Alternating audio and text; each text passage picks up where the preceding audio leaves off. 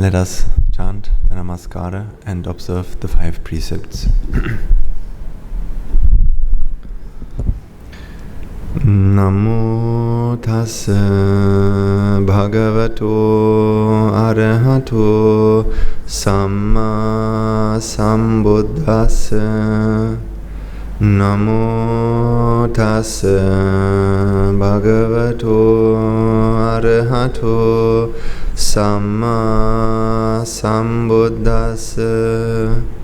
Namo tassa bhagavato arahato samma sambuddhassa. Theron Sanai. So, you are, when I look at you, I feel you are extremely fortunate. You're extremely meritorious. You're extremely meritorious for many, many reasons. I think another day I will show you a video about 7 wonders, the 7 wonders of the world. These are not the 7 wonders that you might know from science or from school, with pyramids and Egypt and some kind of other places in the world. No, these are the 7 the 7 things that have to come together to make this possible. Where we are at this moment. One of the things is you are born as a human being, which is in itself very, very rare. If you go into the sutras and you study what the Buddha said about how rare it is to be a human being, you know that it's extremely rare. I can't clearly explain the analogy he gave. He gave many, I think. One with a turtle and the other one with the sand. So the simple one is the one with the sand, where he said that when you pick up a bit of sand from the beach or from somewhere, the amount of sand that's in your hand compared to all the sand that you have all around the world, that's the chance of being born as a human, right?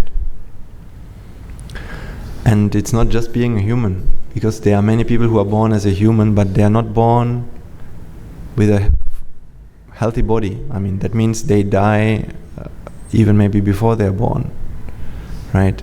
In today's time,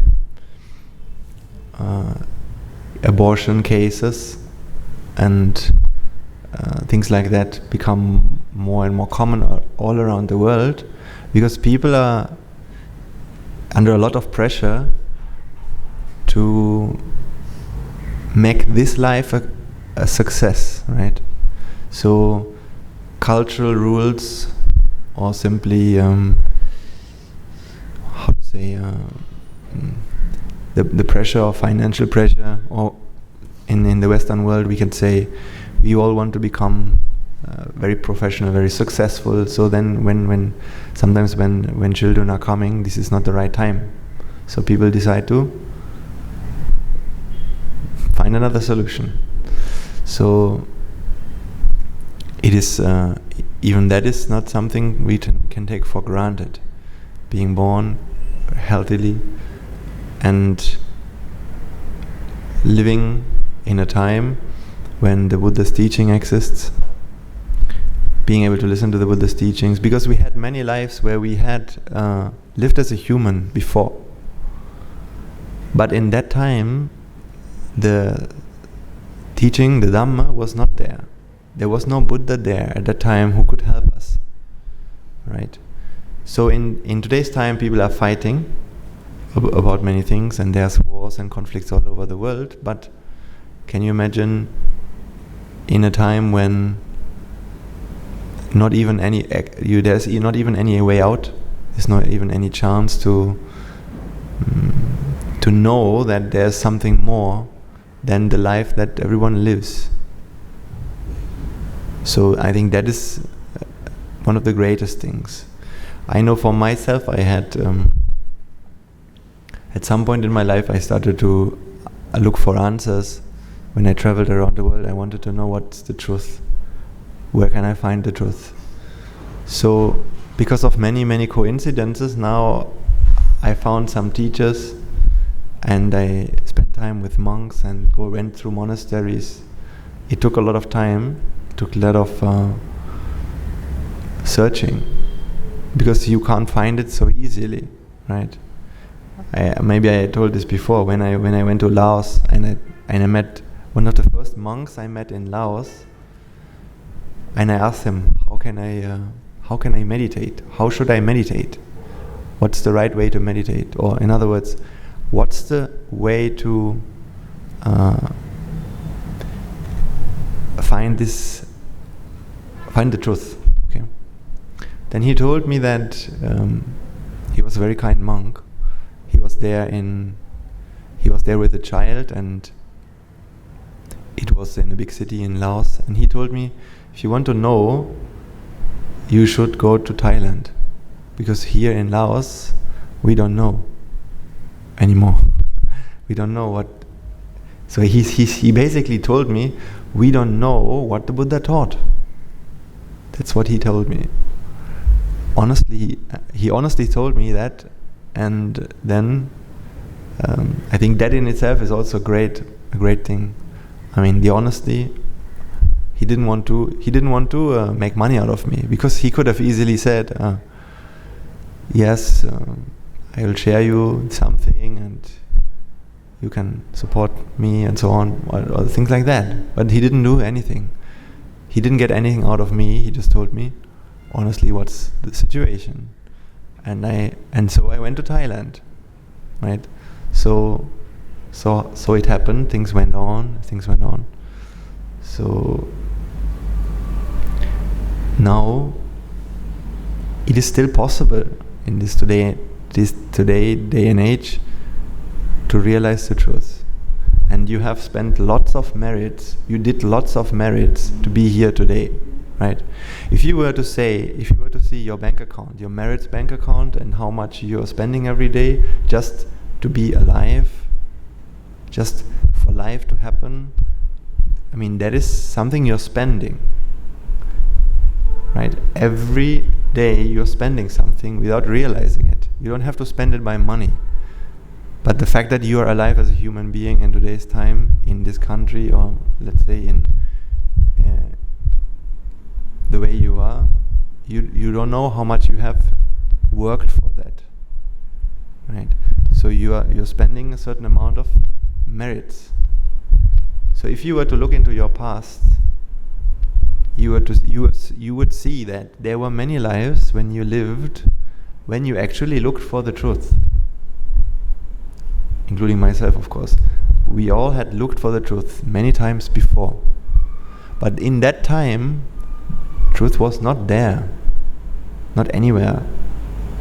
So what we knew to do at that time was merits. And we did. Sometimes maybe we spend a whole lifetime of just helping and doing things for Nibbāna someday. Right? So we did it. But that was not the time when we were deserving of it, right? I think from the stories I heard,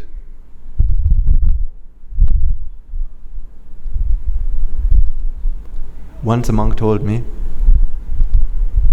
that, all the people who gather up in this monastery, all the people who are attracted towards this path at this moment, they have once been together. Long time ago. I don't know if this is true or not. I'm just sharing because there's a lesson to learn from this. Once upon a time, these people, we were all together. In a time of another Buddha, maybe. And at that time, we were just villagers. Hardworking villagers. And what we did at that time is, we offered dana to a Buddha at that time. And that meal, that offering we did, the whole village did that offering. Because of this merit, that Buddha told us, he gave a prophecy that one day, someday in the future, you all will come together and attain Nibbāna together, right? So I don't know if this is true or not, but what I believe is that we might have met a Buddha before, but at that time we were not qualified enough to realize Dhamma yet, because we didn't have the merits. But we did maybe lots of merits so that one day we can do it. Maybe at that time we were not ready, right? That's how it happens. So what I want to say is that for you to have this life like you have today, the comfort you have today, the people around you, facilities, you have worked incredibly hard to gain that, to earn that, to have it. But this is not something that's going to be there forever, because every day you're spending that merit. Therefore we should use it wisely, right? Especially we should make a big effort in trying to realize the Dhamma, trying to practice the path and do merits. Merits is because merits at least will give us a chance, maybe. First of all, by doing merits, you create a good environment. You will be able to shield yourself from lots of dangers which come to you otherwise, right? So it's a shield in a certain way, as well as it's a hope for the future. But that is not the end solution. Merits should be done, and when you do merits, always do them with the intent of realizing or finding unconditional happiness, finding inner happiness, inner peace, freeing yourself from the inner vexation. When you do it like that, little by little you will be attracted towards the path, and your wisdom will improve, and you will be able to realize the truth about life once and for all. And this realization will be what will give you actual real peace of mind. So people all over the world are spending a human life, but they are not making use of it. They are spending it to enjoy sights and sounds and smells and taste and touch. There's nothing wrong with that, because they have earned hard for it, right? But it's just for 80 years, for 70 years, 100 years, you're doing that. If you were to know your past, and if you were to see what potential there is for the future, you would be really careful, and you would know that what this life looks like is not what life is really all about, right? This life might look really nice. Everything is really nice. The clothes we wear is really nice. The way people talk to us is really nice. Because right now there's a lots of work which we have paid, which we have done, which it's like a 2-week holiday. I mean, can't you work really hard for most of your year, and then when the holiday season comes, or I don't know, you go out for 2 weeks and you go to a hotel and everyone is really kind to you, and you can eat whatever you want, and you can eat how much you want, and the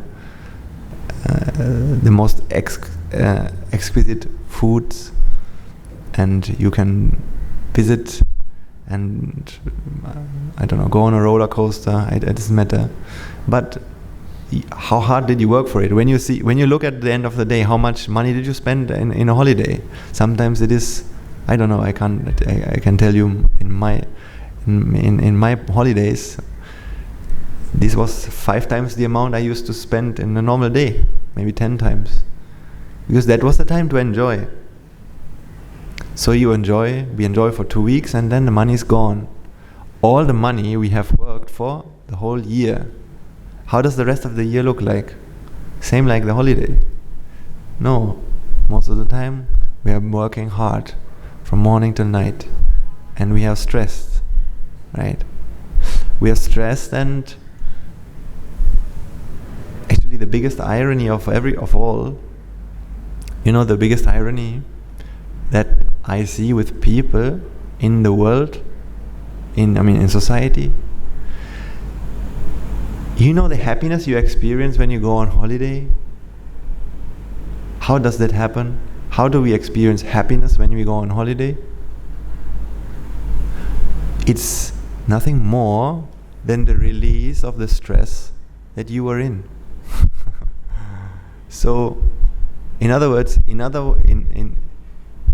people are stressing themselves out to go on holiday, but all they really get is just the reduction of their stress that they're in. There's nothing more. So, yeah, it's like an escape for the mind. Our mind always looks into, I want to do something else, and this could be something that gives me happiness, right? Our mind likes to live in hope, and then holiday will do it for us. But actually, it's just a reduction of stress, nothing more. There's no happiness in a holiday that you can gain. I mean, isn't that's something my teacher once asked me. I mean, where do people from Sri Lanka go on holiday? Sri Lankans, do they go on holiday in Sri Lanka? Do they like to look at the palm and drink coconut water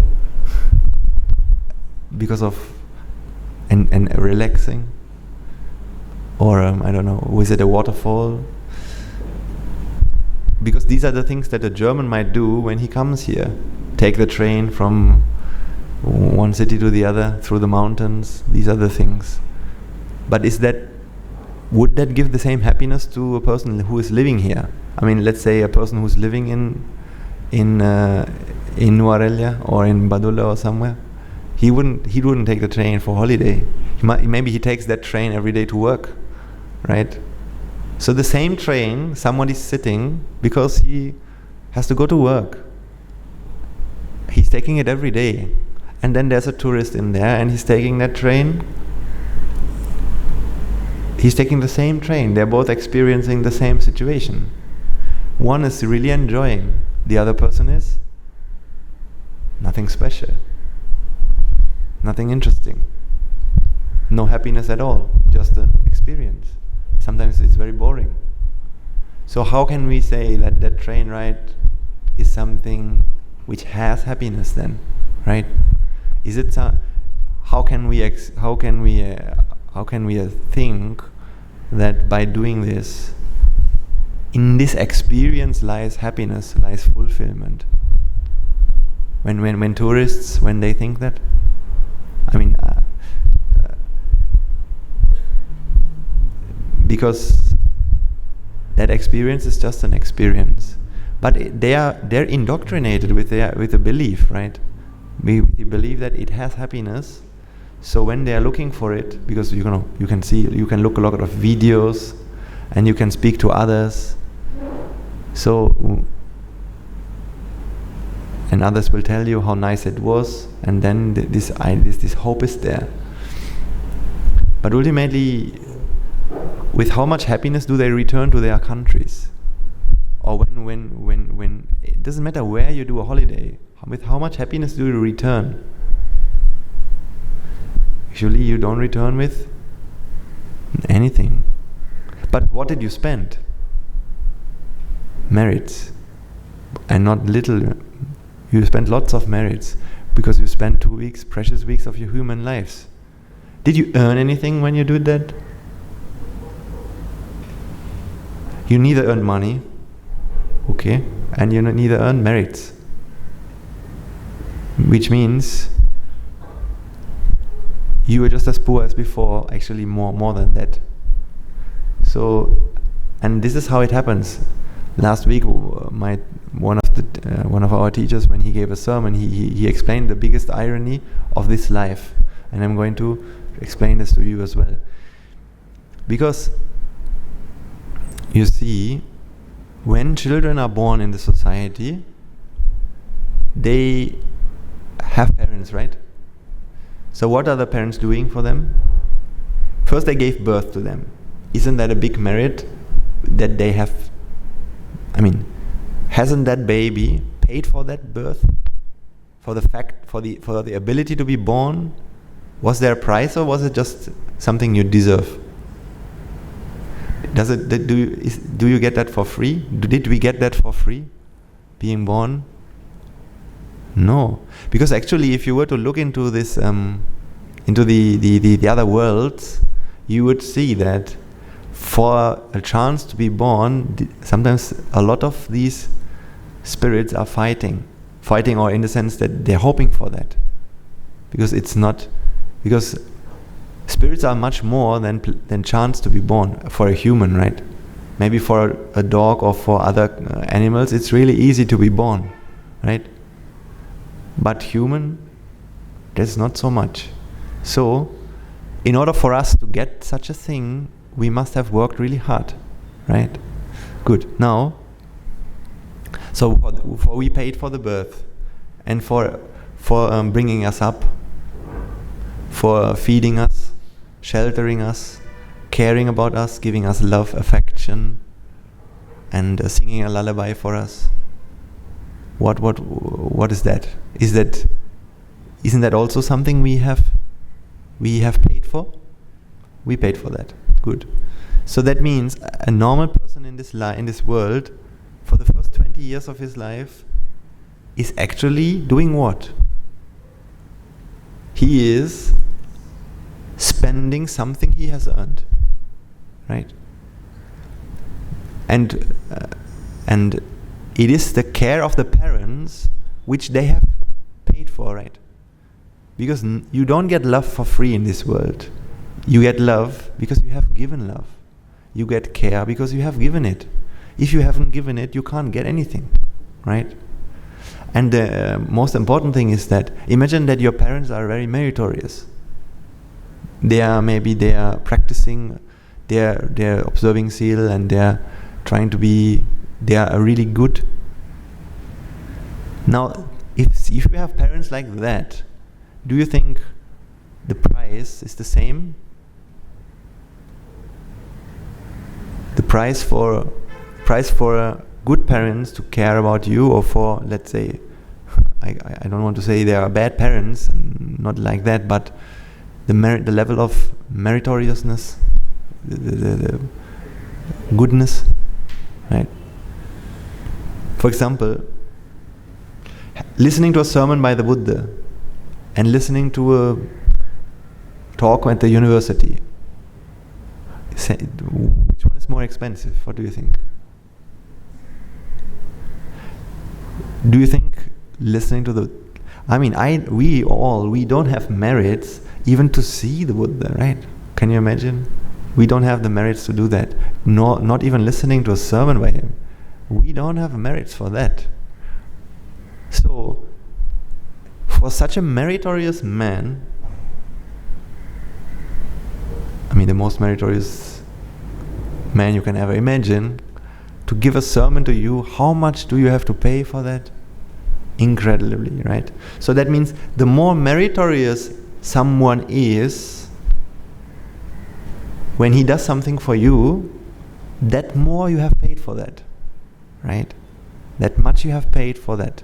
In other words, if you have very good parents who care about you a lot, that means you have paid that amount more to get this, right? So the point is, what do we do the first 20 years of our lives? Earning or spending? Spending. Spending something we worked really hard for, right? Good. And then when we are 20 years old, what do people mostly do?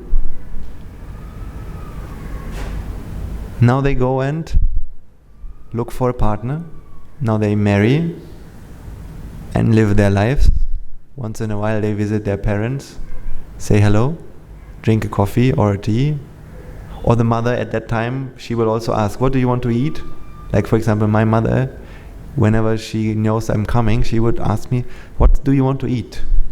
Right? So in that sense, even then, still she's doing for me, right? So I'm not earning anything. And so therefore, whenever it relates to our parents, we always spend. So after we are 20 years old, we start to live our lives. we start to marry, start to find living with someone. So the first 20 years we have spent something very precious, and then we just go on and live a life with someone else. Maybe we marry. So in other words, actually what we are doing is, now we are just consuming merits from another source, right? Before the first 20 years you have spent living with your parents, and you spend the merits that you have earned in that way. And when you marry someone, don't you also spend merits? Yes, of course, you spend also merits. So that means mostly people just spending merits all their lives. But what they don't see is that they have a chance to earn lots of merits, especially through their parents, right? Because parents is something very special, and if you are, especially after when your merits run out, because the thing is, it's like when you're 20, the merits that you have earned through your parents, they run out. So you don't have more merits. That's why they stop caring for you, right? And then what happens is, we go and look for ways to drench the merits from some other sources, right? But things that people never start doing really is to start to realize that, my parents are very valuable and they're very special. If I care for them, that earns me lots of merits, right? So one of the best and easiest ways that we can earn merits is that. So if ever you have such a chance, use it before it's too late. Then, so you can see everything has to do with merits, earning and spending. Today when we were driving here, I saw a homeless person on the street and he was begging for money. And then I was thinking, you see, mostly what happens to people is, we always look to drain the merits that we have somehow earned. And if this source doesn't really help, we'll go to another source, right? So when I saw that homeless person, I feel like this. I feel like he is desperately trying to drain some merits that he has made somewhere, somehow, and that's how he's surviving. Because most people who will pass him, will they give him money? Maybe not. They won't give him money because they are not the qualified messengers for these merits. This is the wrong environment for these merits to come to him, to come to fruition. But there will be some here or there, some people here or there who will start thinking, okay, I should give him, right? Because it depends on their relation in the samsara. Sometimes if there was a relation, if this homeless man has done something for that other person, then in that moment a thought will come to this mind, I should give him some money because he is a qualified messenger. Or also what could happen is that if there's a very compassionate person who's walking alongside this homeless man, so what does compassion do in us? What does it do in us? It's like a magnet actually. If a compassion, I'm saying compassionate compared to the average level, right? If a very compassionate person walks next to this homeless man, compassion is something like a magnet. Compassion is something like a magnet which is attracting the merits of others to our mind, basically, right? So such a person will help when others wouldn't help. Why? Because he can attract some merit of that other person from far away to his mind and return it to him, right? So still, everything this homeless person lives from is the merits he has done. Of course he has done merits here and there in this long infinite amount of journey. He has done them, but sometimes to attract them is really hard because they are really hidden, basically. then you need a very compassionate person to do that. So, but ultimately, he's trying to scrape together the last bits and pieces of his merits in order to sustain himself. And that becomes harder and harder the more you consume, right? But what if you were to start earning them? I mean, earning is an idea and most people don't come to. They never consider the solution that they should find is the earning part, because they don't know about this, or they don't really trust, or they don't really believe in this karma and vipaka. That's why they don't know what the solution to their problem really is. So, just to prove this point with one last example, I want to tell you about my travel experiences. When I was doing my master's degree in Germany, my studies, after I finished that, I started to travel around the world. And when you're traveling around the world, what happens usually is that, and especially I was on a bicycle, so every day I was in need of a place to sleep, water to drink, food to eat. So I had money, that was not a problem, right? I could buy food, that was no problem. But sometimes I used to be in situations where there was no villages, no shops whatsoever, and I had no water. It was a hot day. So I remember when I was in Ukraine, I was there somewhere on the road, I don't know where, no cities are around, and I had no water whatsoever. So I had to drive to a village and ask the people there, can you fill my bottle? And they did it, right? So that thing happened, and a place to sleep. So many times I was actually in need of help. And mostly people were so happy to help, really. They always came, sometimes cars stopped and gave me water, and sometimes they offered me to put my tent next to their house, or sometimes they invited me to sleep in their house. They invited me to be a guest for the night, and never with any bad intentions, at least in my situation. But I did that for a year, and then after that, few years later, I tried to do it again, right? So what happened with me when I was traveling is I started to learn how to live very cheaply, right? So I sort of started to look for opportunities how I can get most things for free as much as I can. So for example, instead of paying for a shower, I could shower in the river. It is cheap.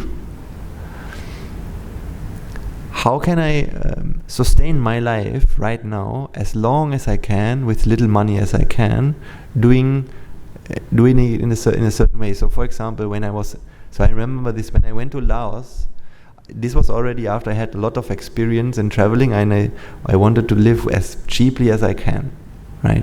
So I had in the first beginning, I had a daily budget of 15 euros a day. But because I wanted to maximize my time of traveling, I reduced it to 5. So when I was in Laos, I remember I went through these touristic areas, and every normal tourist who would come, what would they do? They will go to some of the street shops and buy a noodle soup, and it cost them $1. And for the normal tourists, the ones who just do, let's say, 2 weeks of holidays or 1 month of holiday, for them they think to themselves, oh my God, $1, that's nothing. That's so cheap. I don't have to bother cooking anything. I don't have to do anything. I'll just do it myself. I just buy this noodle soup. But for me, $1 was actually a lot, right? Because I was not just a 1 month holiday person. I was a full-time traveler. So I didn't want to spend $1 at the street for a noodle soup. What I did was I bought these instant noodles, in the package with the chemicals, and then I had my stove, my cooker, and I cooked the water myself, and boiled the water, boiled the noodles, put everything together and eat it. So it cost me 10 cents, right? So nothing. So I used to be so there's a word for people who are very stingy. So that happened with me. I became very stingy over the course of this traveling. So then, I know that when I was in Laos, there was once a situation when I went to a shop, I don't know, I asked this lady whether she could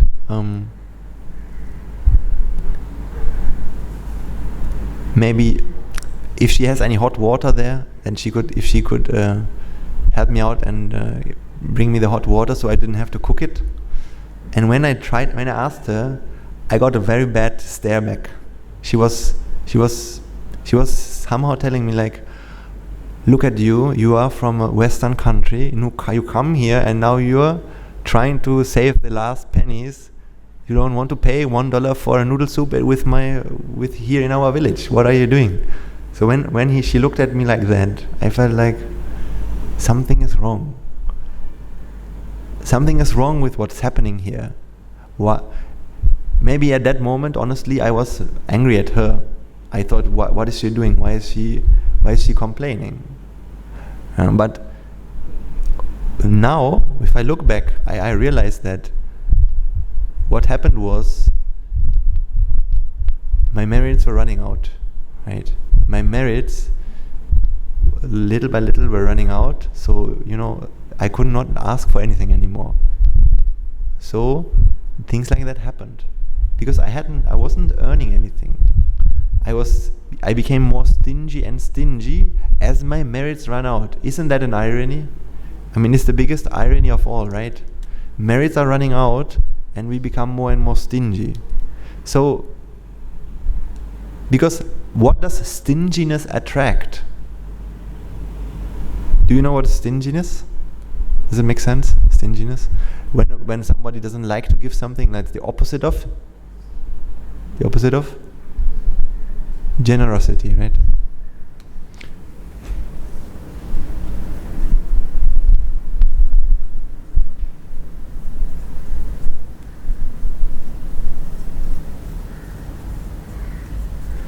So you think about it. Think about a stingy mindset. It could be a person that you know that is sometimes stingy, because you can't say there's a person who's stingy. Sometimes people or we or anyone, we have this way of thinking, right? Not all the time. So there's no such thing called a stingy person. But there's a mindset like that. Sometimes we have it. Does it make sense? Let's say if I say, think about a stingy person. Maybe you have someone in your mind. But actually that person is not always stingy, right? Maybe with his family, someone he's very generous or something. But in certain situations, this mindset arises. Now what does that usually attract? What kind of thoughts, what kind of reactions does that attract from the surrounding? Do you understand what I'm trying to say? How do you feel when you see somebody stingy? Well, that is what he's attracting, right? Generally speaking. He's attracting such kind of behaviors and reactions. So the same happened with me in my traveling, right? Because when you're having this stinginess, what you're attracting through other people around you is your demerits. Your demerits, right? The bad things you have done. If you are stingy, will other people like to share things with you, generally speaking? If they are not Mahatma Gandhi, they will not like to do that. Or the Buddha, right? So, again, because it's like this. That's your mindset, right? Or that is the mindset. This is a magnet. Something like that. This is a magnet. Now,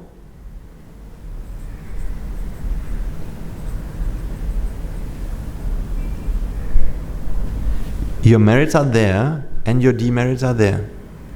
This merit energy and this stinginess doesn't like each other at all. These two things will never want to come close together, right? Energy not all energies like each other, right? Merit energy and stinginess doesn't like each other. But this one and this one, they go well together.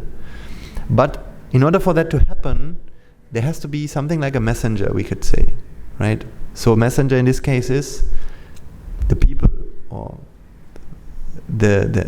it doesn't have to be people, it could be also nature, environment, but generally speaking, if there's a person here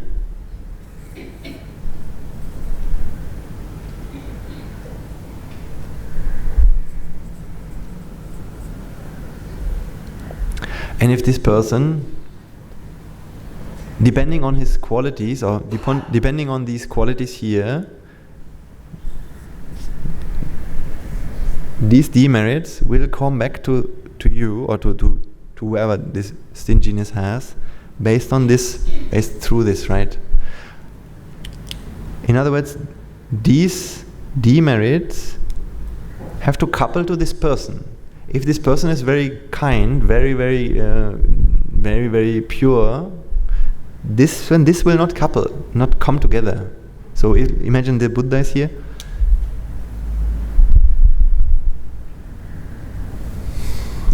And it's like this demerit can't attract to this mind and come back to you, something like that. Because these two things don't like each other, right?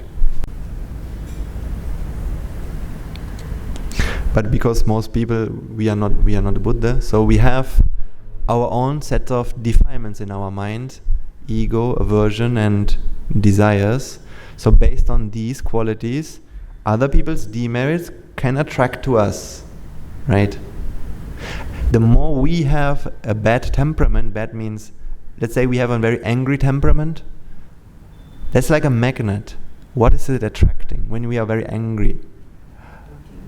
With an angry mindset, what we are attracting is the demerits of others, so to say, right? And our own demerits as well, right? So when you're very angry, the chances for you to hit against a stone will be higher, right? Chance to get a heart attack will be higher. Blood pressure will rise. These are all vipakas, right? That's what you are attracting at that moment because of the mindset. So the story of the traveling just goes to show you, I was spending something, and little by little it was running out, and you can see the signs are appearing. People didn't want to do things for me anymore that easily. At the beginning they liked to do a lot, then little by little they didn't. And when as life stopped giving to me, what happened with my mindset? It became more and more preserving, right? This increased. But actually, what is this going to attract? More of the same. Because I didn't think in terms of karma and vipaka at that time.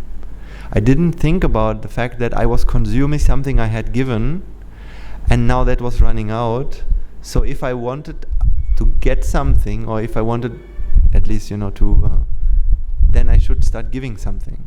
All I was focusing on is, how can the things that I have, how can I preserve that for as long as I can? So the money that I had on my bank account, it was very secret to me. I don't want anyone to take it from me, because with this money, it might be, I don't know, $1,000. I had a plan. $1,000 means divided by 5.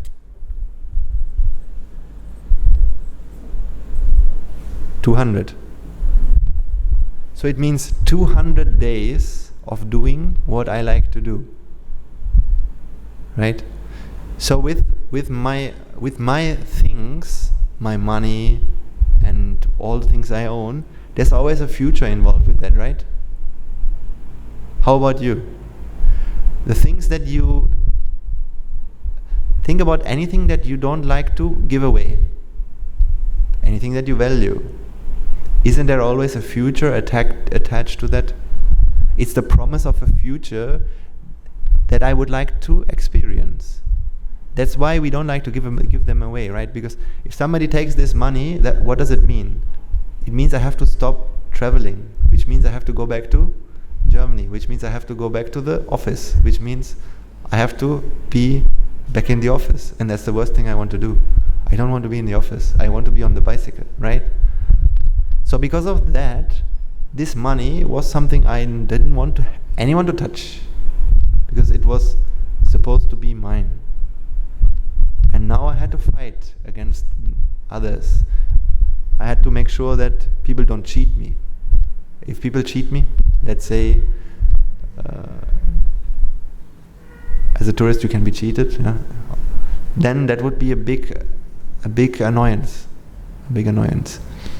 Because I had my dreams, I had my future, how I wanted to be happy by traveling for so much more time. Therefore, stinginess became more and more in my mind. So all of this changed once I started to I was looking for the Dhamma at that time as well, but once I started to understand a bit more, I started to understand, okay, if you want to realize the truth, you need to start giving. And then I started to do that. So this happened, I think 2020. That's when I was exposed to this idea that what we give is what we get, right? So this was far before I understood really the deep Dhamma that we are talking about in these sermons. It was just, the beginnings.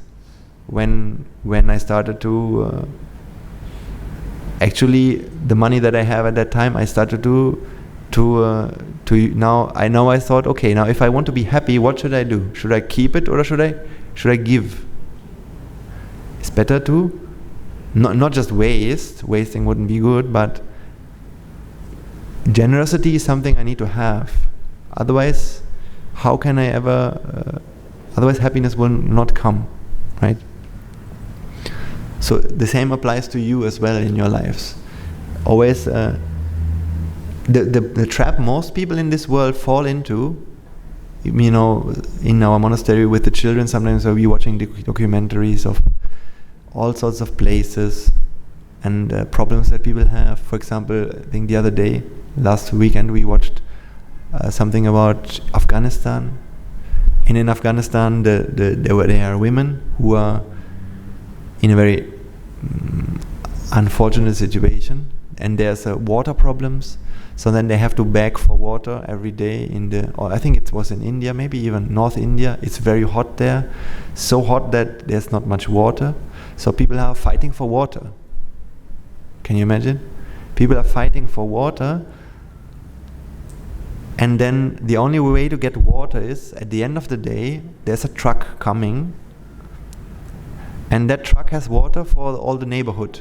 So everybody comes with his own plastic containers, queuing up, and then of course the water is not enough. So everybody's fighting with each other.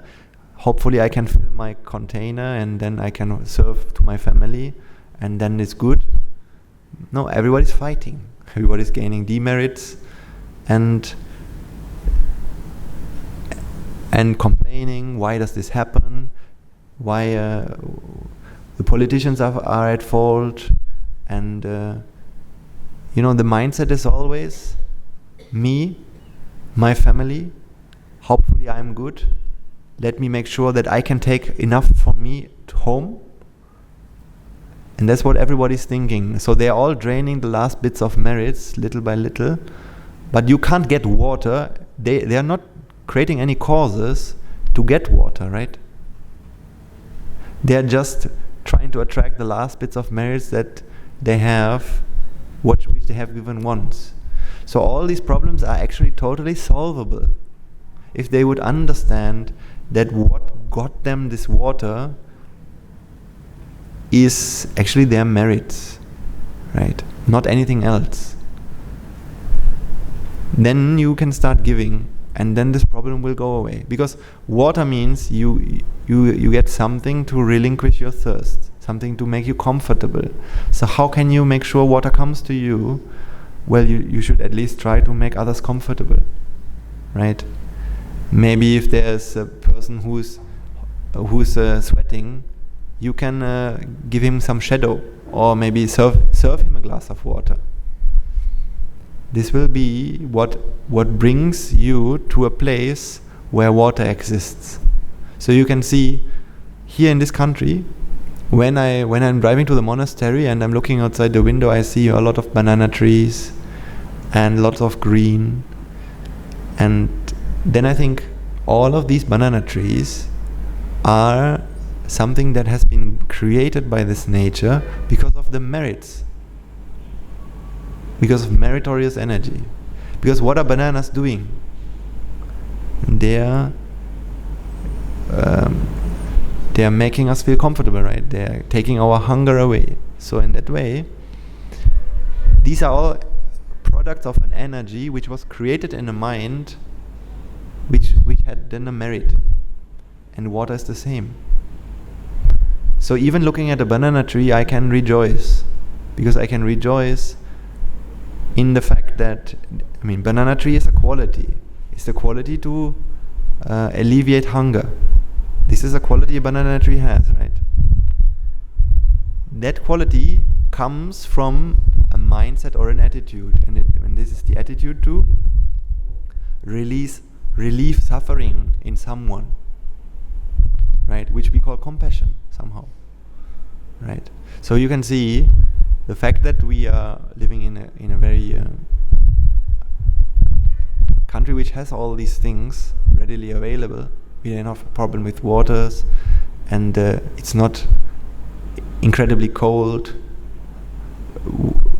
It's very comfortable temperatures. These are all things that it's because of merit. Meritorious energy makes all these things. So the more you understand about the mind and about energies, you will be able to understand how it all happens, how it's our thought which have created this world, and how this process works of karma and vipaka, right? But most of all, if not anything else, what we have to do is realize this trap and always act with this understanding. What I give is what I get. I'm consuming, so let me earn, let me cultivate generosity, and let me try to have a mindset to reduce and release the suffering of others around me, because then that's what I will get back.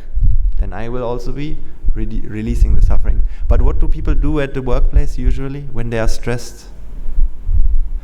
Like when, let's say there's a place and it's a lot of work and people have to work so hard, and you are stressed and your co-worker is also stressed. Let's say you are in the middle of doing something, you have lots of work to do, and somebody comes and he tells you, oh my God, I have so much to do, and I don't like this person, and he's complaining a lot about this and that, and he's just ranting on about things, or he's even complaining to you, why did you give me this, why didn't you do this, right? So how do we feel when we have a person like this, such a negative person? Then we also feel, why is he complaining like this?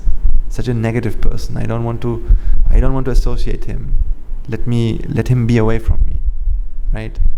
So in other words, when others around us are negative, it's easy for us to feel the same. So we find faults with them, we are also negative, and everyone is negative. But it takes a big leap in your kind of mindset, even though others are negative, to switch your mindset and to realize, okay, the worst thing that I can do at this moment is to be negative in the same way. If there's someone who's complaining, what should I do? Should I complain about him? Or shouldn't I see that maybe there's a way to help this person? So if there's a person who is stressed around you, the worst thing you can do is to complain about him, or to find a fault with him, or to even to tell him, relax. What the best thing to do is go to him, ask him, how can I help you? Is there work I can take from you? Even that you have work, just go and do a small thing, because that will change the whole environment. It will give your mind this meritorious mindset, so you will not feel the stress, because the stress is always totally mentally created, right? Stress is always because of the wrong mindset we have at work.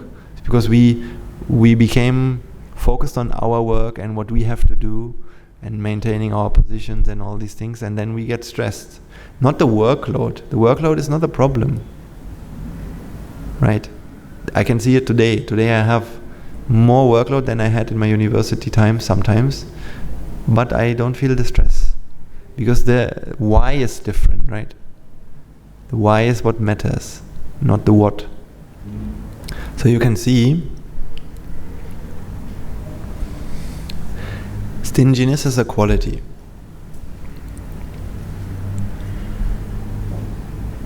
Merits and demerits is something like energy. Somebody has a question?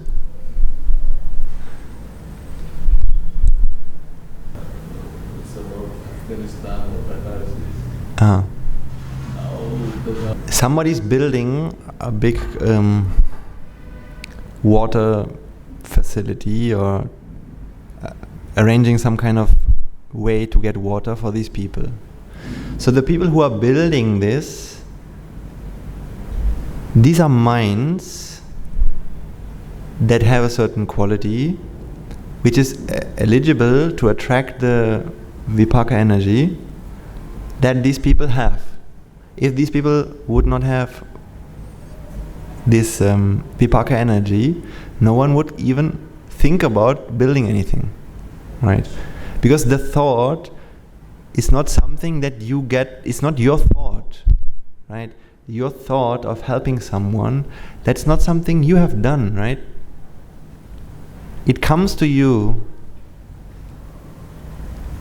in the right, when they're in the right environment, that thought comes. It comes before you even know it, and then it's already there. So it's never our choosing for the thoughts that arise. Because the thoughts that arise are a product of the causes which are present, right? So the mindset which is there and the vipaka energy together creates the thought, right? So even, when you are angry, what you easily, the thoughts you get about the people around you is mostly thoughts of harming them, or at least, maybe it's not real harming, but some kind of thoughts are there. You don't want to think these thoughts, right? Actually, if you're angry, you would like to be calm and be good. But what you will feel is sometimes thoughts of harming, although you shouldn't think like that.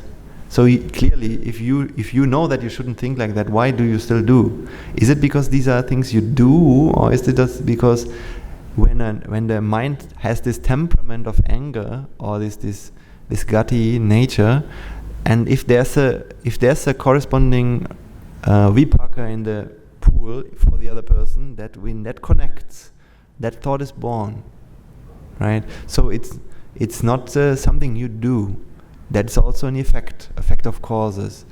So similarly, if people start building something like a water pipes, or maybe a tank or a dam or something for a group of people to help these people in Afghanistan, that's because there's merits that are working for them. Now, but you have to be really so that's what we can say. So ultimately, still what they have given. But it's very hard to know whether there is no merits available or whether the environment is not ready to attract these, because these are always the two factors, right? For a vipaka to come to fruition, you need two things have to be there.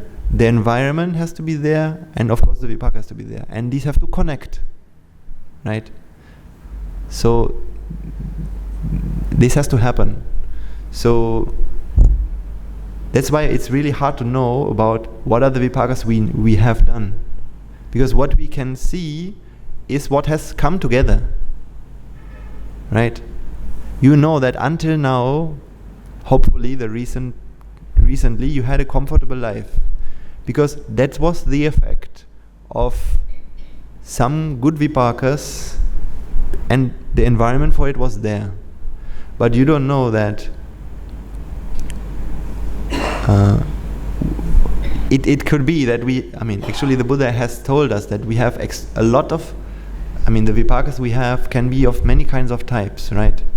The vipakas to go to apaya is there for all of us. We must assume that. Because I gave the argument the other day, because if there was such a thing called a previous lives, and if in that life we believed that happiness was something you can find in the outside world, then we have all reasons to assume that in order to find happiness from the outside world, what have we done? Many times. We have done lots of terrible things to others in order to gain happiness, right? Sensual gratification. In order to enjoy our lives with the senses, we have done lots of things. But it doesn't mean that these things we have already paid back. Or in other words, the vipaka is there, but the environment for them to come to fruition is not there yet. But it doesn't mean that it couldn't happen, right? So when the vipaka strain, which is running at this moment, when it runs out, the next vipaka strain that's going to be drawn could be a very different one. It depends on the environment of that last moment. When whatever the energies that attract. That's why it is said that when we die with a certain mindset, anger mindset, lustful mindset, depending on that mindset will be drawn the energy to create the next life.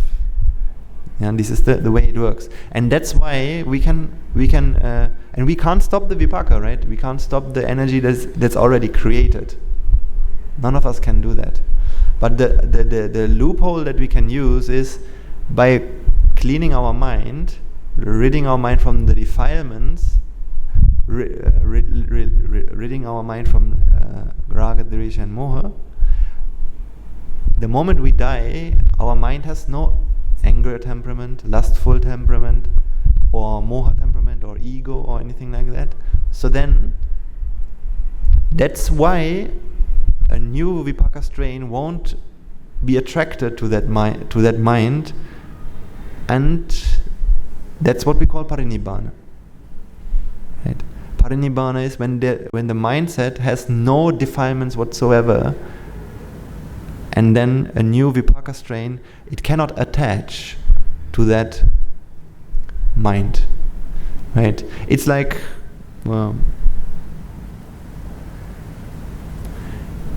if you had a hook here, you could attach some weight to it, right? But since you can't, how will you be able to fix something here? You can't do it. So our defilements are like hooks. So our defilements. So defilements is not a merit or a demerit, right? What is a defilement? Defilements are something that happen within us, right? These are mental attitudes or temperaments, we could say. Has to do with views and all sorts of things. So this is something in our heart, we could say, in our mind. But merits and demerits is something else. These are out there, right? That's why you can have people who are very rich, but they are very selfish. So is the richness because of the selfishness? No, the richness is because of generosity that had been performed in the past. But it can be that some people are selfish, but they still draw on the merits that they have done. But with the mindset that they are having, they are not generating any new vipaka, and also they are not easily attracting the ones that they have done. So you see, no one helps anyone else just because. Yeah. No politician has a thought, I should build this dam. He doesn't have this thought just for nothing. It's because it's the merits acting at that time. So that means If these people start to give, for example, they are living in a place where they have no water, so they can't give water. But what they can do is, they can do giving, right? Somehow. Even that they have water, the little bit of water they have, instead of everyone drinking it themselves, why doesn't one person take this water and give it to someone else? For example, the same people standing around the truck, what they could do is, instead of them fighting for being first, offer the chance to have water to another person. If they all start doing this, if you look at it from a very materialistic point of view, is there any difference? I'll draw it to you, then you will understand this.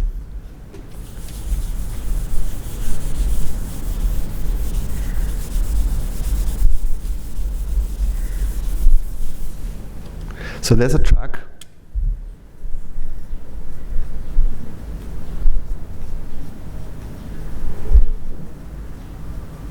And these are people, and they all have their bottles of water that they want to fill. All of them are empty, right?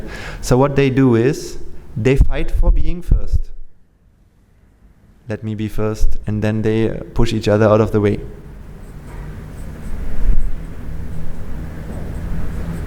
So now what happens? The truck takes the first one who is in line, gives him water, and he goes away. And the next one comes and gets the water and goes away. The next one comes and takes the water, goes away. So what's the end? What's the end of this? The end of this situation? Everyone goes home with full water.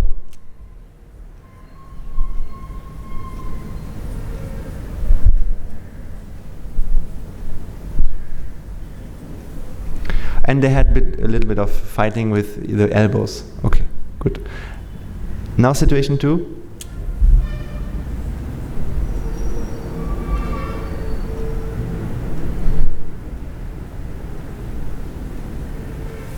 People are standing there, but instead of fighting for it, they offer each other the chance to go in front. You can have the water here. I'll give you my position. Come in front. Or something like that, right? So they are offering the chance for another person to have water, which means they are now having a generosity mindset. So what happens at the end of the day? Somehow everyone gets water and everyone goes home.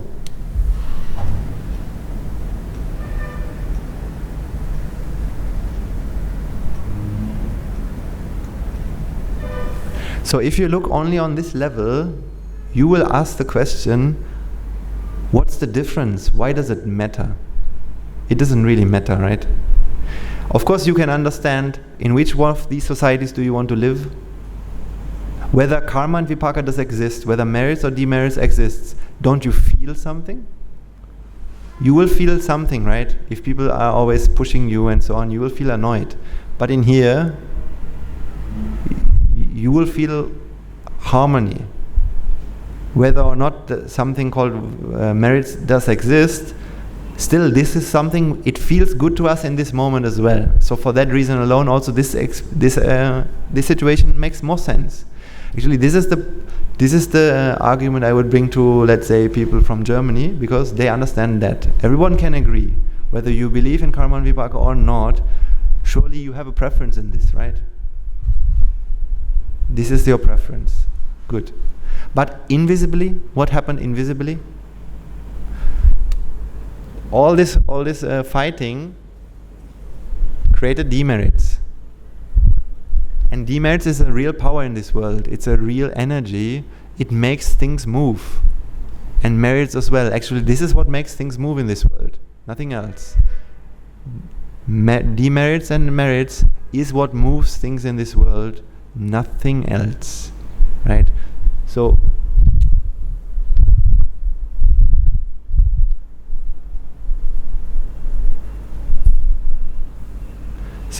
papa energy means demerit, right? And this one is punya energy.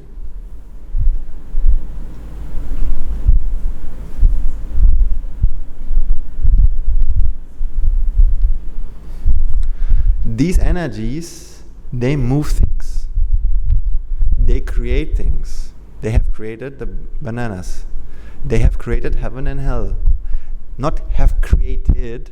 These are things which are being created all the time. Because nothing is created. This is another point, but so this is a deeper point, right? Nothing is simply there, but it is being done by these energies, by energy, ultimately. So this punya energy is what makes the next truck come, could be, or what brings together. What brings together you with the water? It brings you together with the water. It could be that you have to go where the water is, or the water comes where you are. Either way, some of these things will happen, right? Because here, each of them are on their own.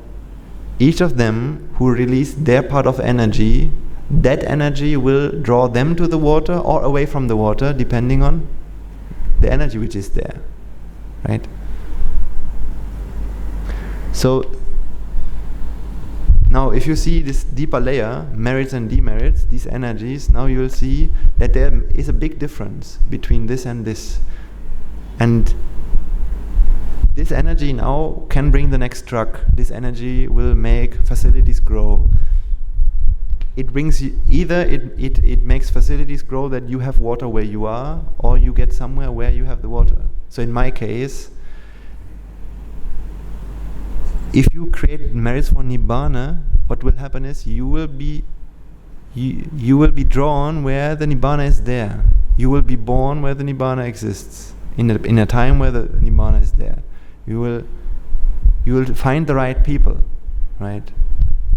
So that's why when I was looking for the Dhamma, actually I was trusting my merits. I didn't know, it could have failed, right? It can be that some people they are looking for the Dhamma for 60, 70, 80 years. They don't find it because they don't have the merits. Maybe in our past lives, many times it has happened like that. And then, because we don't have the merits, but so you see, no thought that we have whatsoever is just random. Why we meet people, why we talk to them, and it's all based on merits and demerits. Also, why you are here today listening to me, because maybe in a past lives you were my mother's or my father's, so we have some sort of relation. Because of that, now you're here. Because even our teachers, many people come to listen to the sermons. Some people feel something very special, some people don't, because of many reasons in the past. So now hopefully you can see how things happen behind the scene. Recently our teachers talked about this point. People always say that with money they can buy something. When you have lots of money, money can buy you something, right? If I have a lot of money, then I can buy myself, I can travel around the world, and I can have a happy life. So money can buy happiness. So that's what people think. That's why they always focus on money. For example, now I'm going to Germany, right? Next, in 1 month. I'm going to Germany, but I don't have any money, right? So money is something like an environment. With money as an environment, you can draw a vipaka and create happiness, or not happiness, we call it sukha, or in Sinhala we say sapa. Sapa is the coming together of environment and vipaka. But without vipaka, you can't experience sapa, right? Without punya, no sapa. So that means there can be a person who has lots of money, but if you want to buy a ticket, it doesn't work because he's being suspected of a murder. Maybe he's arrested. or some other reasons come. You go to the hotel you want to book is not available. So you see, the money has just the money in your hand, but what do you do with the money? You go to the shop and you need to buy a hotel. Now, do you know whether you will find the right hotel, whether it's going to be available? Do you know whether the plane that you're going to take to the destination will actually land? Maybe it will crash. So it will land because of what? Because of vipaka. Because of you have given, that's something you have given. So you will not, you can't, money doesn't bring you the holiday. Money is only an environment to draw the right vipaka. Money and education and all these are environments to draw the right vipaka, and then the sappa or the dukkha vedana will arise or will manifest. Right? So now I'm going to Germany. Like before that, I used to travel around the world by paying money and drawing on some vipaka that I had given. Now you don't need money, but the environment is still there. It's a different kind of environment. It's drawing a different kind of vipaka, but the experience still happens. That's why money can't buy you anything. It's not that money doesn't matter. Of course, money can be a environment factor. Just like education. Why do people want to be educated all the time? Is education equal happiness? I mean, just because you're educated, does it mean that you're going to experience the pleasureful life that people are looking for?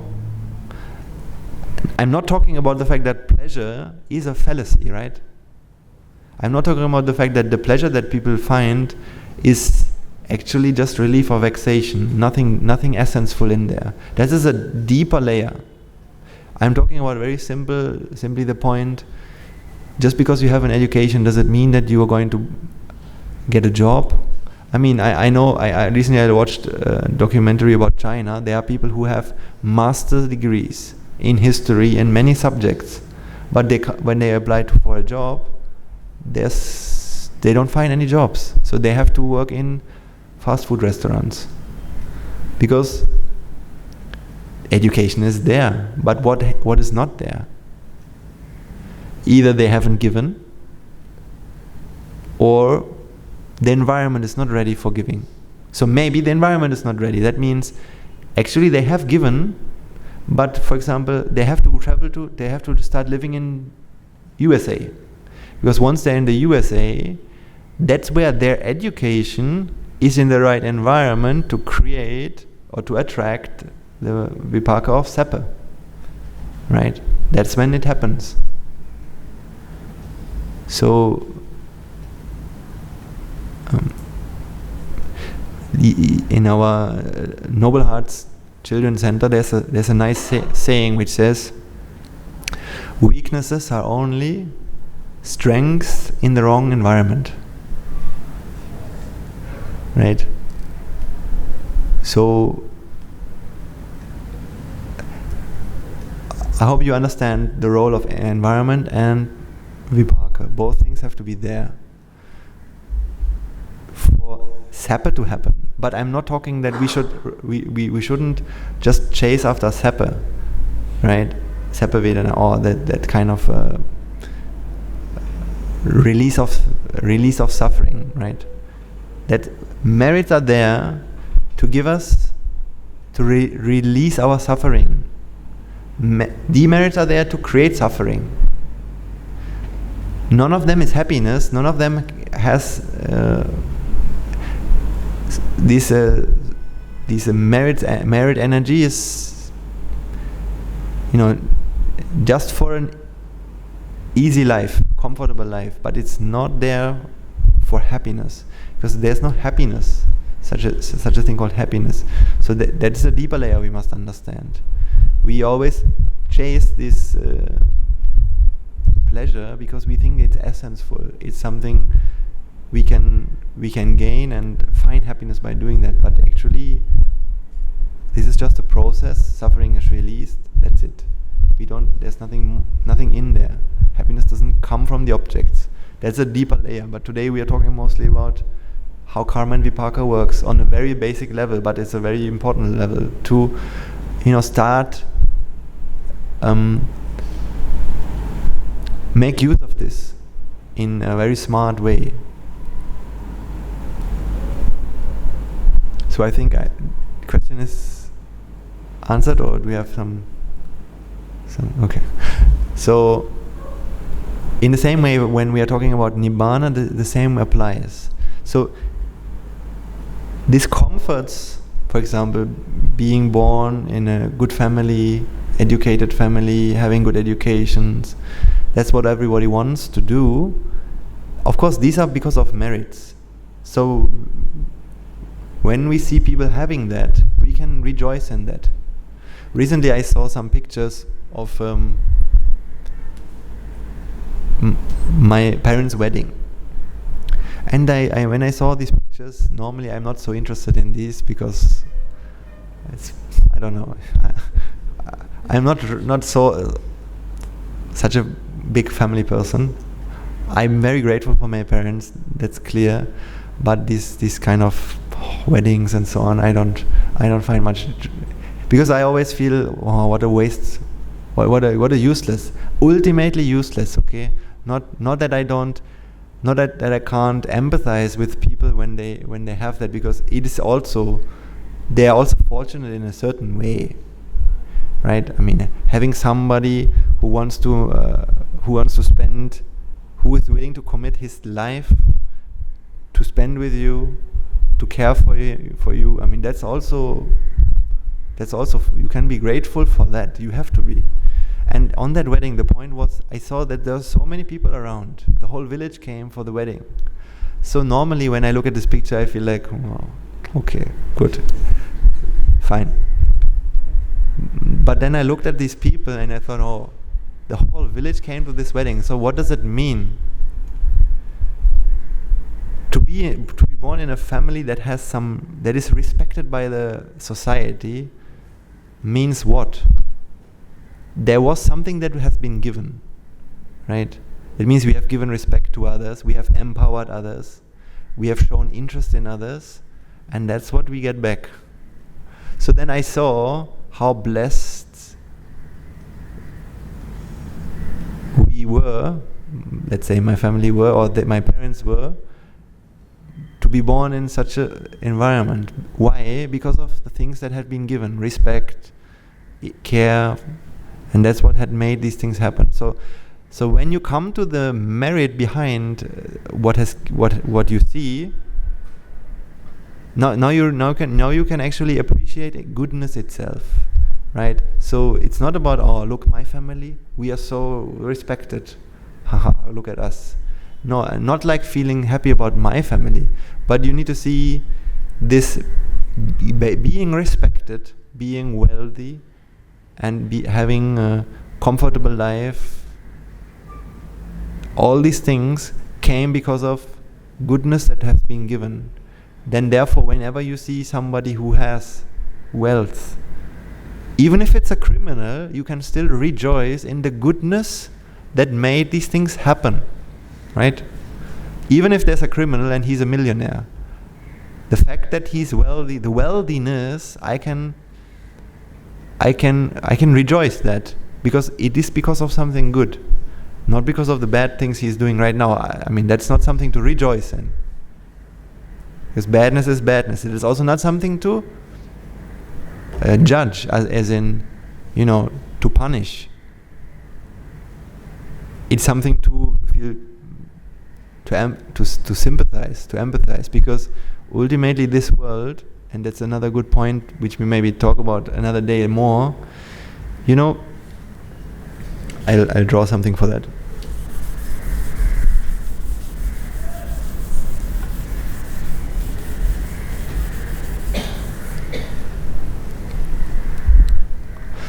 We always live in a world, in a society, and in where we have this idea that my actions, the good things I'm doing and the bad things I'm doing, is the reason for others' suffering. So for example, if I am a person who doesn't care about the environment, so what am I going to do? Then I'm destroying the environment and others have to suffer because of me. Don't you feel that, have you never blamed others for making you suffer? Right? So we always feel that we are all dealing with each other.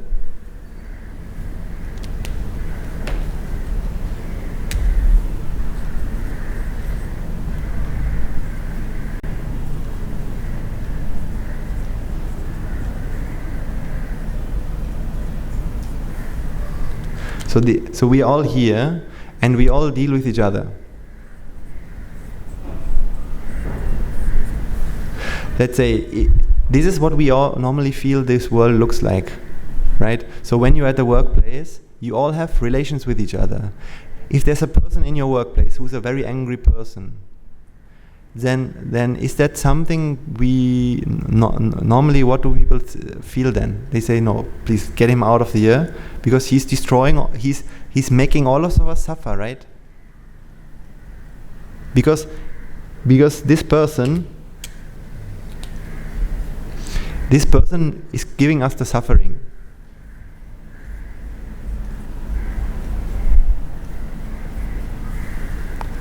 That's what we feel we live in. So that's why we always try to get rid of this.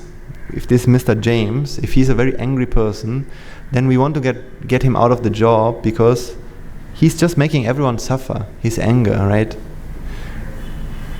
But this is a very conventional, very superficial way of looking at the world. Because I have explained to you what really happens, right? To a certain extent I explained to. Is it James who makes you suffer? Or isn't it your demerits which happen to attract to James, not to James, to that mind set which comes back to you? So he's just the postman. He's not the so the letter, he's the postman bringing a letter. So what is the letter?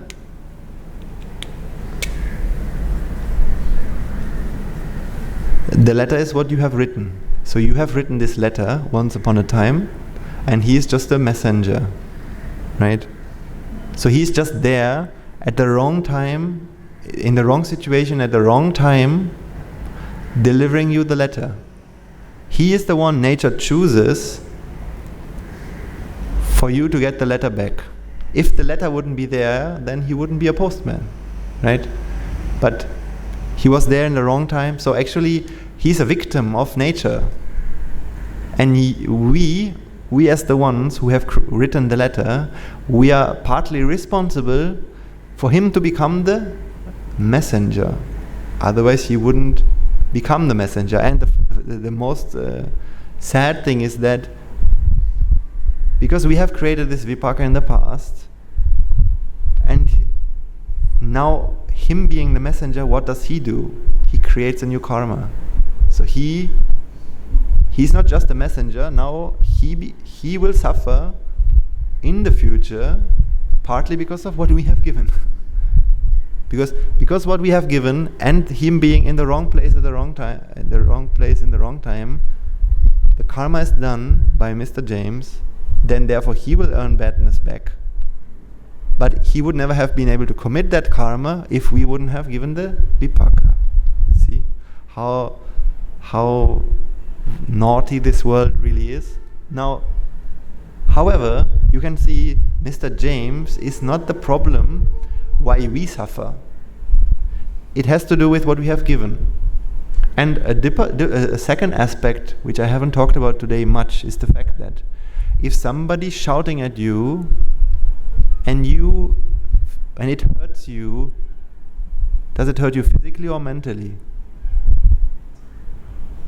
Normally if somebody shouts to you, it will hurt you mentally. That mental pain does it come from the shouting? It doesn't come from the shouting. It's only a unfulfilled expectation. So in other words, that mental suffering is created in your mind as well. So even if somebody shouts to you and it makes you angry, then is it the shout that we have to blame for that, or is it not just our wanting for people not to treat us like that? The wanting that this mind has creates the suffering. That's why mental suffering is something that's always created in our own minds. It doesn't never come from the outside world. So these are two arguments why Mr. James is not the one we can blame, and I can give you more. Last week I gave more, but it's enough for today. Mr. James is not who we can blame, because he's just a messenger, argument number one. Second, unless he's hitting you physically, how do you suffer because of Mr. James? Mentally, right? But that mental suffering, does it come from Mr. James? No, it comes because of wanting. Because the shouting is just a sound. Sound is not something that has suffering. Sound is only an experience, neutral. But not wanting to listen to the sound is not wanting to have someone shout to me. So shouting and not shouting are just experiences. But if you don't want others to shout to you, when it happens, suffering happens. But it doesn't happen from the shouting. It rises within your mind. So it's not something that he has created. Actually, you are the one who has created the suffering, mental suffering. So if we go here and blame Mr. James, then what really happens here? We say, you are responsible for my mental suffering, which he's not. You are responsible for doing this to me, which he's not. Therefore, we are not willing to accept the thing we have given. So that's why in Christianity, they say, that's like being God. God is what rules this world, is what you give is what you get, but we don't like to accept nature. We don't like to accept. We don't like to accept the reality that what we give is what we have given is what we get. We always ask nature to give us a lot because we think we deserve it, but no, it's always according to the law. So we don't like to face we don't like to accept it, right? So now I'm going to summarize and finish this explanation because it's very important. And then normally we live in a world where we feel we are all there and we deal with each other. So if there's an angry person, he will hurt all the others. That means now I have to change this world so that I can be happy in it. I have to change the politics, the politicians. I have to change the people around me, the world maybe, the climate, or there are so many evil people in this world and because of them I suffer. And now I have to fight for me, for myself. That's what happens, that's what we see, because we feel we are all dealing with people. I gave you two arguments why that is wrong. One thing is to understand that people that we see are just the messengers. Actually, there are no people there. There's just a mind set attracting an energy and a process of energy. We can talk deeper later. It's because of what we have given. These are just the postman. Do you understand the postman concept? That's not too complicated, right? If you get a letter from a postman and there's a bill inside, do you blame the postman? Why? You are the one who brought me that? No, because you have created the bill, and therefore it comes back to you. So, therefore, that's one argument. Second argument is mental suffering never comes from outside. Mental suffering is always cooked within our own mind, right? So therefore, James is innocent. Actually, James is the one who suffers the most, doesn't he? If he's a very angry person, doesn't he suffer most? Because he's suffering from his own temperament. A person who's very angry, is he not the one who suffers the most? Because he's constantly feeling the fire within. So does he need judgment or does he need help? He needs help. So that's why we say, hurt people, hurt people. So therefore we should not inflict pain on Mr. James. What we should do is, we should help him. But you cannot help him unless you, as long as you think that you are all fighting with each other, right?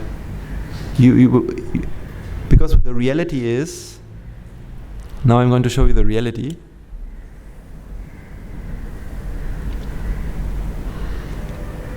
The reality is we are all fighting, we are all alone, let's say. So that I'll show you like this. And there's me, and there's you, and there's Mr. James.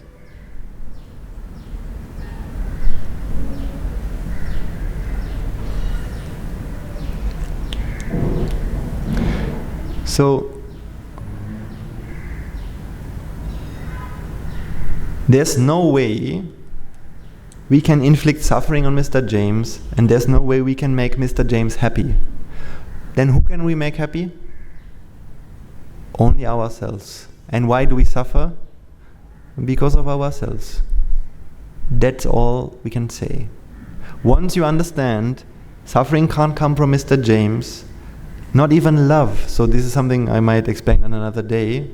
You need to understand, even love is something you cannot get from someone else. Love can't be transferred from someone to you. All that someone can do is, he can put his hand on your hand. But that is just the contact of material things. The happiness it gives you doesn't come from the contact. It's something it cooked up in our own minds. That means love, you can't, actually we will talk about it maybe next time. You don't even know how much people love you, right? Can you really know how much people love you? What they say is, I love you. I mean, that's just a word, right? That's just a word. Can't they hate you and say the same? Yeah, they can. So you can't look into their heart, and the emotion that they feel, you can never feel that. But when you hear the sound, I love you, you feel that they love you, and actually you feel their love. You think you feel their love, but actually you don't feel their love. You create love. I mean, love happens in your heart, and you give credit to the other person for doing it, but it doesn't come from him or her or anyone else. It's your own making. So our mind is a total trickster. It completely deceives us by thinking that actually love, I'm experiencing the love, his love, her love is what I feel. You have never been able to do that, and you can't ever feel someone's love for you. If you realize that you can't, then you would not beg for someone to love you. You wouldn't spend your life looking for someone to love you, because love is not something you can get from someone else. Love is something, it's an ability of your heart, something you can unlock within yourselves.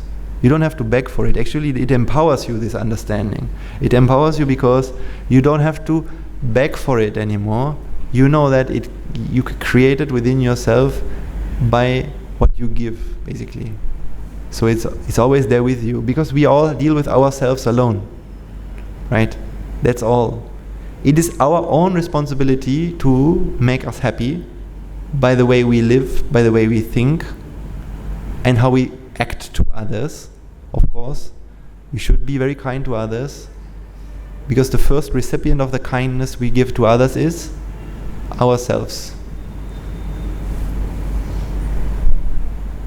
Yeah, I mean, this can be confusing at the beginning. If I say give kindness to others, then you actually might think that kindness can be given to someone. Actually, it cannot.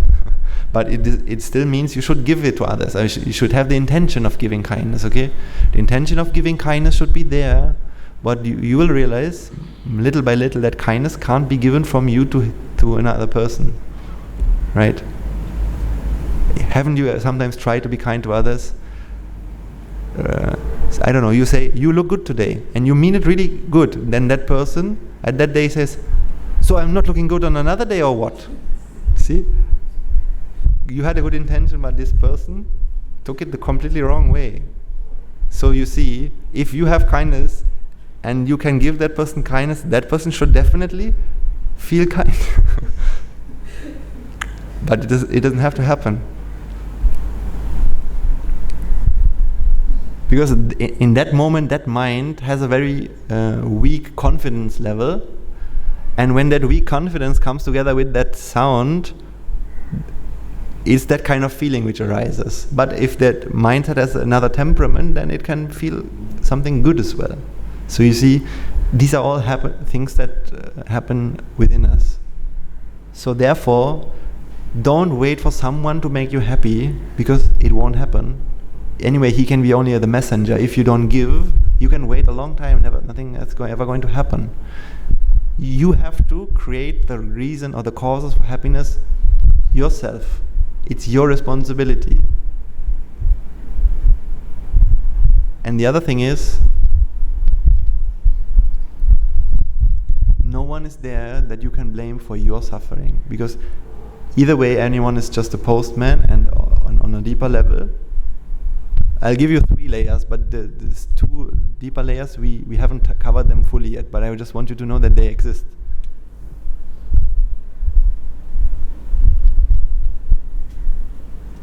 So the postman reason is the first argument, right? There's a kind of samaditi, but there is not the there's lokuttara samaditi and laukika and lokuttara. Laukika is this one. Laukika means you're in the world still. Then there's lokuttara samaditi, which means that is the Nibbāna. Yeah. The Nibbāna, the first level of Nibbāna is you realize that suffering and happiness is not something coming from another person, because these are just effects in your mind. Whatever the expectation, coming together with the experience. So there's no such thing called shouting can't give you suffering. Shouting is just an experience, right? So suffering and happiness are just processes in our mind.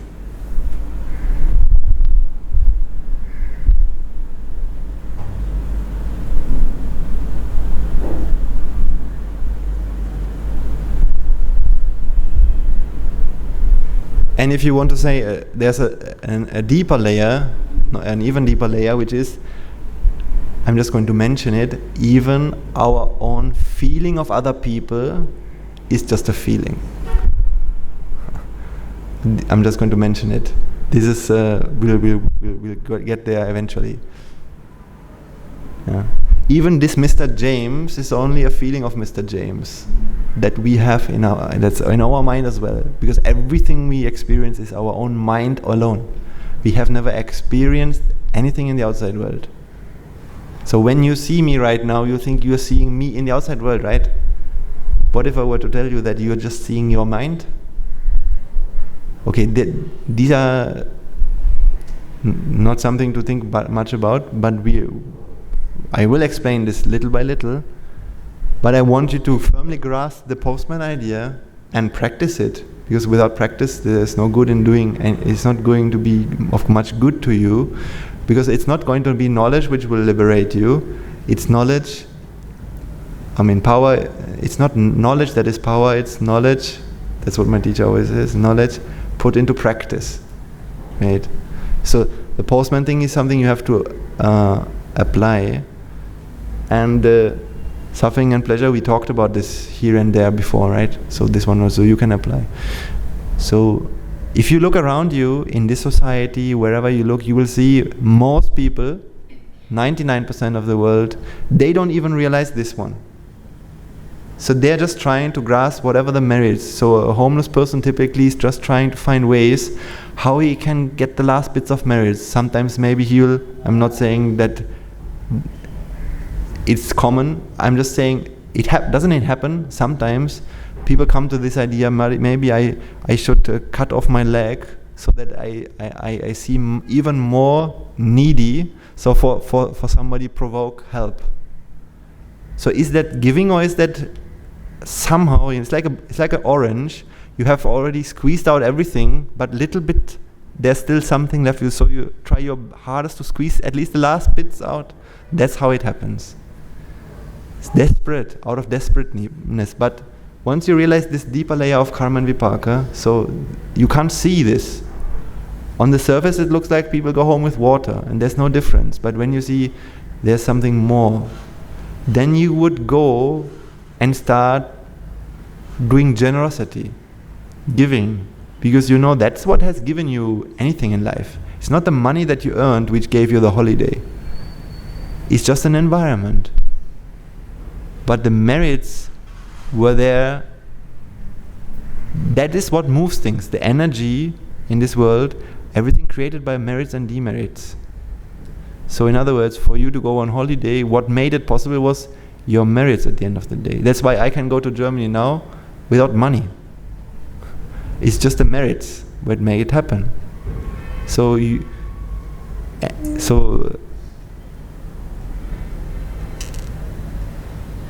yeah, energy is what moves the world. Energy is ultimately karma, nothing else.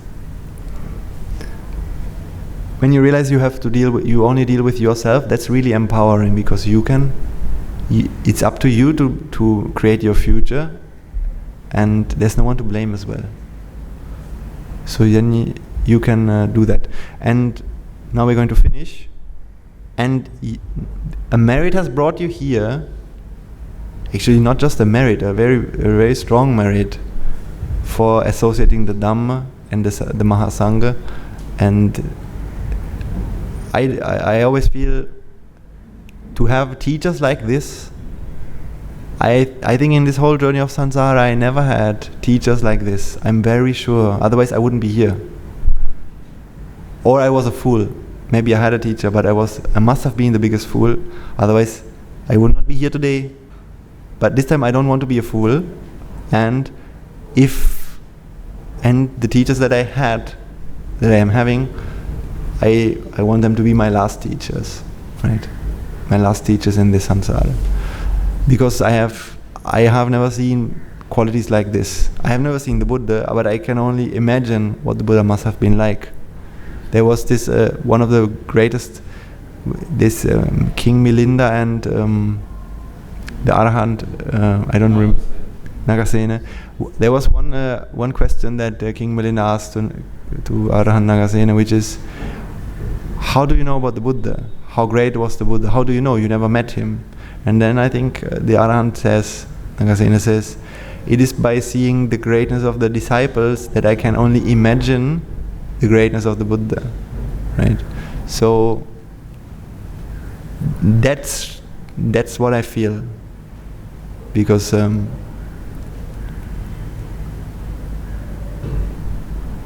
every word that comes from my teacher's mouth, I feel I'm so blessed to have even the chance to listen to this.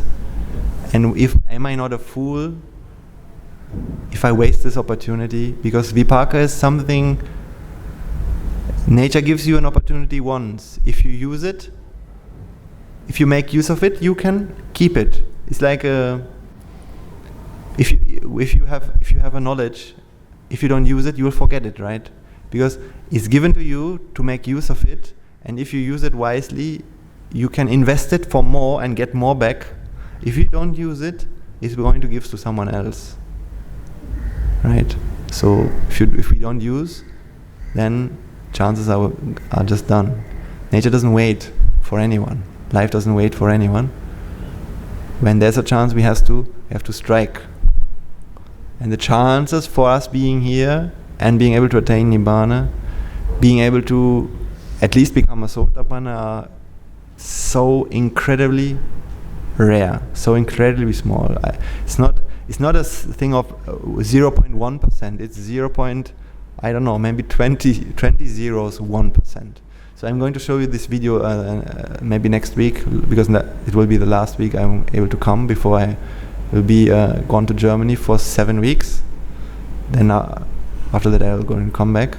So I'm going to show you this video next week, 7 Wonders. Maybe some of you have already seen it, but it's also good to see it again, to see how many layers we have come through to be here today. Okay, thank you very much. Let's share our merits today. Let us take a moment to transfer the merits that we have all acquired today by making offerings to the infinite virtues of the noble triple gem, chanting Pirit, listening to the Dhamma, and engaging in various meritorious deeds today. First and foremost, let us transfer these merits to all the bhikkhus and bhikkhunis, upasakas and upasikas from around the world who have since time immemorial have protected and preserved the sublime teachings of the Buddha and have passed it down to the generations of the noble lineage in a form of the Tripitaka, which is thankfully available to us today to study and understand and comprehend the Dhamma. Let's also transfer these merits to all members of the Mahasangha present throughout the world, including the chief prelates of all of the chapters who have dedicated their lives towards the noble path and have committed themselves towards the betterment of all sentient beings. Let us not forget that among them are the monks and nuns resident in your local temples and nunneries who have always been by your side through thick and thin, come rain or shine. Let's also transfer these merits to Guru Swami Nohanse as well as all the monks resident at the monastery as well as the Anagarika and Anagarika attached to the monastery. Let's also transfer these merits and express our gratitude to all those who make great efforts to disseminate the teachings of the Buddha, be that by transliterating these sermons, sharing them out with others, or inviting others to join them. If any of them have been born in the woeful plane, may they redeem themselves and be born in the blissful plane. May they abstain from the unmeritorious deeds, fulfill the meritorious deeds, fulfill the noble eightfold path, and attain the supreme bliss of Nibbāna. Sadhu, sadhu, sadhu.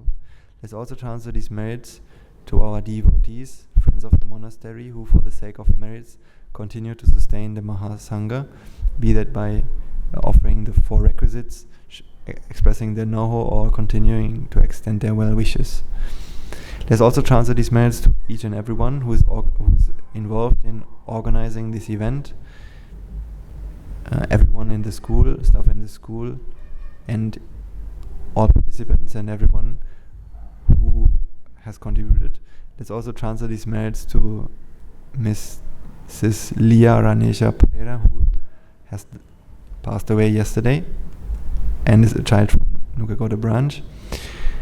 And with the power of these merits, may they be healed of any physical and mental ailments, may they abstain from and overcome any obstacles to their spiritual progress. May they abstain from the unmeritorious deeds. If any of them have been born in a woeful plane, may they redeem themselves and be born in a blissful plane. May they abstain from the unmeritorious deeds, fulfill the meritorious deeds, fulfill the noble eightfold path, and attain the supreme bliss of Nibbāna. Sadhu, sadhu, sadhu. Let's also transfer these merits to our mothers and fathers, husbands and wives, brothers and sisters, sons and daughters, grandparents, uncles, aunts, cousins, nephews and nieces, our elders, friends and acquaintances, employers and employees, and to all those who have helped us and supported us and assisted us in this journey of samsara. May through the power of these merits they be healed of any physical and mental ailments and overcome any obstacles to their spiritual progress. May they abstain from the unmeritorious deeds, fulfill the meritorious deeds, fulfill the noble eightfold path, and attain the supreme bliss of Nibbāna. Sadhu, sadhu, sadhu. Let's also transfer these merits to the Devas and Brahmas, spirits and demons, primarily the Sakradeva as well as all the numerous gods and deities who are committed to protect and fulfill the Sambuddhasasana. Let's also transfer these merits to our guardian deities who keep a watchful eye over us and keep us out of harm's way. May through the power of these merits they prosper in divine power and wisdom. May they abstain from the unmeritorious deeds, fulfill the meritorious deeds, fulfill the noble eightfold path, and attain the supreme bliss of Nibbāna. Sadhu, sadhu, sadhu. Let's also transfer these merits to our ancestors, all those who have predeceased us, to all those who have been family and friends to us in this infinity long journey in samsara. Let's also transfer these merits to all members of the armed forces as well as the police force who have sacrificed sacrificed their lives to protect the peace and harmony of our nation. May all those who lost their lives in the war, be they friend or foe, rejoice in the merits we've acquired today. Let's also transfer these merits to all those who lost their lives in natural calamities such as tsunamis, earthquakes, landslides and pandemics, reminding ourselves that among them will be those who have been family and friends to us in this infinity-long journey of samsara. May through part of these merits, if any of them have been born in a woeful plane, they redeem themselves and be born in a blissful plane. May they abstain from the unmeritorious deeds, fulfill the meritorious deeds, fulfill the noble eightfold path, and attain the supreme bliss of Nibbāna. Sadhu, sadhu, sadhu. Finally, let us all resolve that may, through the power and blessings of all the merits we've acquired throughout the day, we be able to witness the advent of many hundreds of thousands of arahants on this blessed land. And finally, let us all resolve that may, through the power of all the merits we've acquired today, you and I and everyone who has helped to make this program a success become Naratanahanse and Naratmehinahanse in this very life itself and in the era of the Gautama Supreme Buddha itself. Sadhu, sadhu, sadhu. Now let us, the Mahasangha will transfer the blessings to you. Raga ginin midetnva, dvesha ginin midetnva, moha ginin midetnva, Nibbāna parama sukhayan, sukhita taravetnva. Nibbāna parama sukhayan, sukhita taravetnva. Mamada siyalu loka, siyalu satvayo. Nibbāna parama sukhayan, sukhita taravetnva.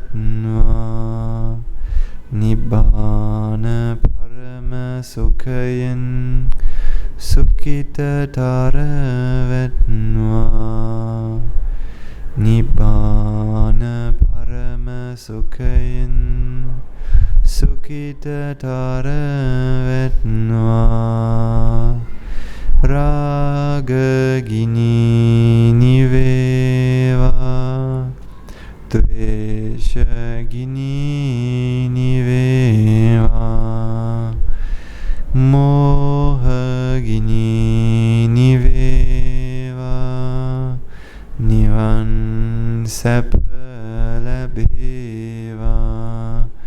nivan sapalabheva, nivan sapalabheva.